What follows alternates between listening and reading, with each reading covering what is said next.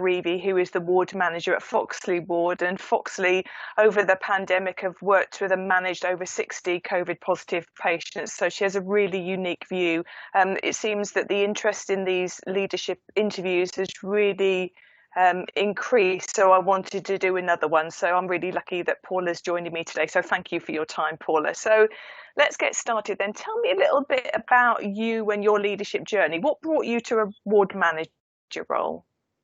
I can honestly say that initially it happened by accident. It wasn't something that I'd looked at. I was a registered nurse, bumbling along in my role and enjoying my role. However, I was offered the secondment opportunity to come and work on Foxley Ward.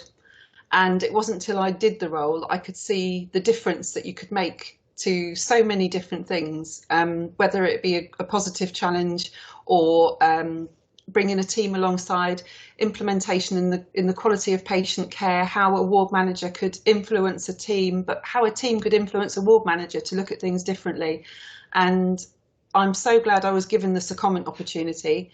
And then I was taken on as full-time within the role, and that's where I've been ever since, 5 years ago. Thank you. It's really interesting because there's very few people who always knew they wanted to be a leader. So most of us end up in those roles by accident and then discover whether we like it or not. So with that in mind then, what have you learned about leadership since, or what have you learned as a leader in those 5 years? I think my first key learning was how excited I get about everything. And when I get excited, I sort of want to change, want to move something, want to drive it forward. And what I've learned is not everybody is as excited as me, and it's difficult for them to sustain that momentum. And I've learned to actually listen. I think that's been the key thing that I've done. I've looked at things and thought, oh, that could happen. We could do that. That would be great. But my key thing is I've definitely learned to listen to the team, understand what the key objective is and bring them along. I think I'm quite a democratic leader is what I see myself. I like to get everybody's sort of influence and team decision, but I do also understand the importance of being the person that finalises that decision or makes a stance and makes the decision when it's needed, i.e. in an emergency. So it's just balancing them parts. That's what I've learned a lot over the last 5 years with a lot of support. Thank you. And you'd had all of that 5 years experience, and then this thing called COVID-19 breezed in at some point in March. So I'm curious, how has that and that situation impacted you as a leader, or your role as a leader? We got our first COVID positive patient on March the 19th. So the first thing that has impacted is actually I've started to remember dates. I think the key thing I had to do was listen to the guidance from the trust, the guidance from the government, but also look at what was going on around me in the operational stance and understanding what that was, what the risk was and what the consequence could be. And I definitely had to make critical decisions day after day, implement things that sometimes maybe hadn't been thought of at a trust level purely because we were actually in the thick of it. And making some of them decisions, they just had to be made within, sometimes on an hourly basis, about what to do, and didn't always get it right. There were definitely issues where we had to actually just learn at that time. I think the other thing was listening to the people around. It was absolutely amazing when I first explained to everybody that we were going to be a ward that took COVID patients. A lot of the team, they pushed for so much to happen on the ward, being supported with like showers because of the impact of going home, and all the stuff and processes that as an infection control process you understand, but when it's actually a pandemic that's unknown, everybody is having to really invent things that work and work safely, but also understand the daily changes and not feel unsafe. And I think leading that and trying to assure people with the fear that, it sounds really quite dramatic, that I felt at times I was putting a lot of people at risk as their line manager, as their leader. And constantly sort of thinking, am I getting it right with the staff that are on the ward? And the staff have been absolutely amazing, pulling together, and the collectivism between, they are honestly fabulous. And we've had staff that have been unwell. We've had staff that developed COVID. We've had staff that have been unwell with non-related COVID, but they've been unwell throughout as well.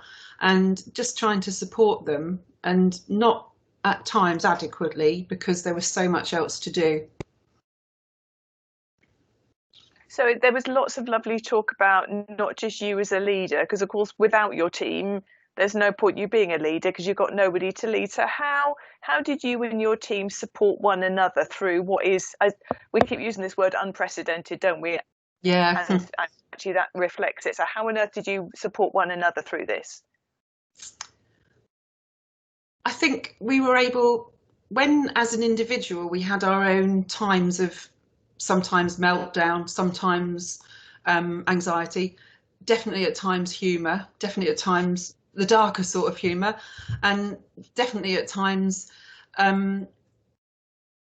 allowing us to just be so open and honest with our conversations, trying to run the 7-day service that runs over 24 hours as well.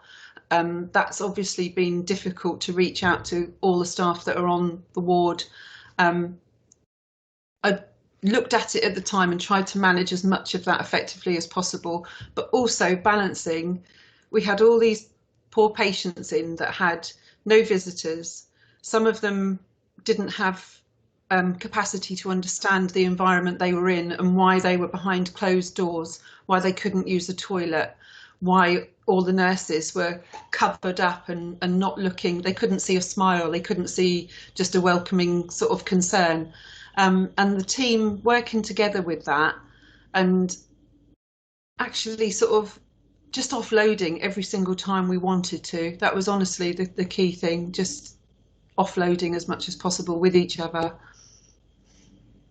Wow, what you're describing is the stuff that I've seen on the telly, and that felt like it was a different world to me. And it's just a real strong reminder that that was happening in our organisation to members of staff that work for us that are having those same challenges. What do you think you and the team have learned as a result of having gone through, still in this to be fair, but having sort of made it through the majority of this situation?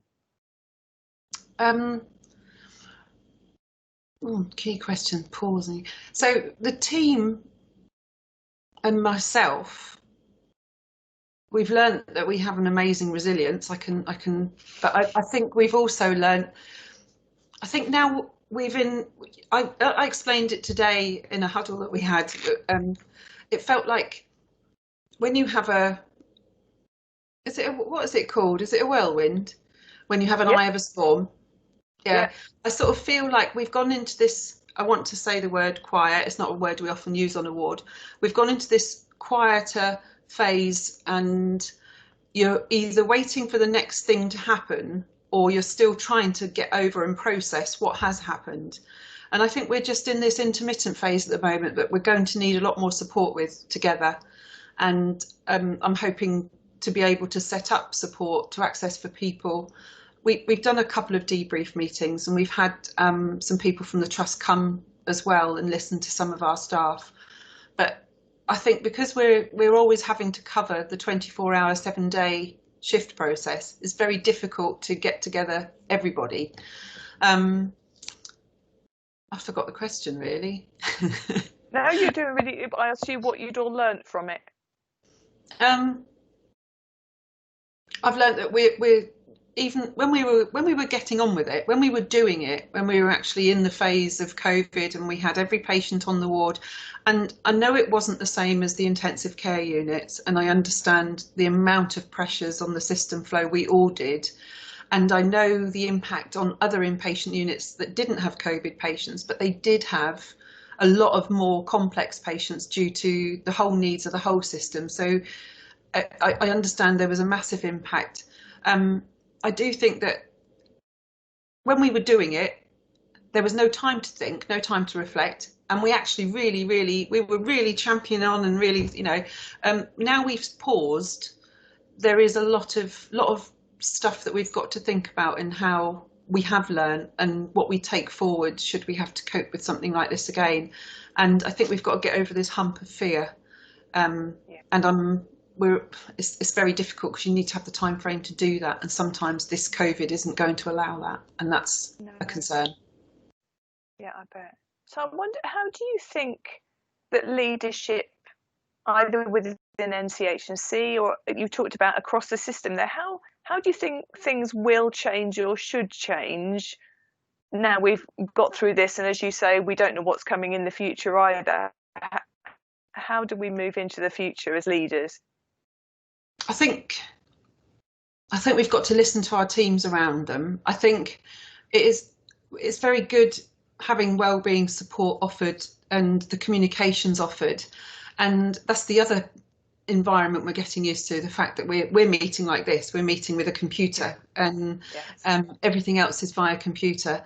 And as much as you want to, and the trust has offered access to emails at home and things like that, so staff are able to sort of receive contacts. But I think at times we're a bunch of people that like to be together. We like to actually see humans, and I think that the trust could probably make themselves more visible for operational for any of the wards that are around, in the sense of coming to actually work on a shift and not just be supportive from a Teams meeting, which makes me sound quite ungrateful actually, but at times, sometimes I think some of us just wanted us to give us, you can edit all this, can't you? Sometimes I wanted to not to actually provide supportive communication or a supportive link or a supportive, it would have been very good to have a person in front of us to actually just say, don't worry about that, we'll do that for the next hour or so, or don't worry about that, we'll take care of that for the next day or so, that type of thing. It's very difficult to drill that down to a specific, but and it makes me sound ungrateful for all the other bits that were offered, but I think at times you just want somebody to go, come here, I'll take that away from you, just relax, just get over that for a few days and come there. And I don't mean that from just me, I mean sort of the whole team. I did try to do that with the team, but obviously it was impossible within the remit we were working in at that time. So yeah, and I think that's something we've all met, isn't it? There's been things that we would have liked to have done that we kind of knew that was the best thing at the moment, but actually were unable to do it. And I think that probably increases some of the pressure that we put on ourselves, as well as we feel that the people around us. So thank you, Paula, that's been really, really useful. Now, you've said loads. I just wonder, is there anything else you wanted to say that I haven't given you the chance to? I've always been told I've said loads. That's one thing. No, I'm just looking at my list, glasses on. I think operationally, sometimes our not specifically our ward, but I think sometimes the operational people from whatever grade they are, our apprentices, our TNAs, our band 2s and our band 5s, our band 6s, all on the ward. I know it's impossible to have, especially when you're strategically planning how to manoeuvre, and it was unprecedented, that word again, for everybody. But I think having a platform and having a voice in what's actually working and what's actually not working, and just being listened to by the trust and everybody would be a really good way of moving forward with what will happen during this calmer. So how could that happen, do you think? Because they're a vital source of information. That's a very unique perspective they have on the situation. So how do you think that could happen? How would they like that to happen? It's very difficult because I've been fortunate enough to be representative in certain meetings. I was able to attend at certain levels and try to represent what the 5s and the 2s were saying. And the director of nursing was very good with setting up meetings with the band 5 nurses and making sure that their voice was heard in that aspect. And I know the difficulties there are. I suppose that's where I feel maybe more visibility on the actual ward would be the key factor, just to hear. And I know sometimes it can be really difficult to hear these things because you can't solve them, but sometimes people just want to be listened to, not just by me. And I think at the time as well, we didn't have our management team were unable to sort of come on the ward because of different sort of things that were going on.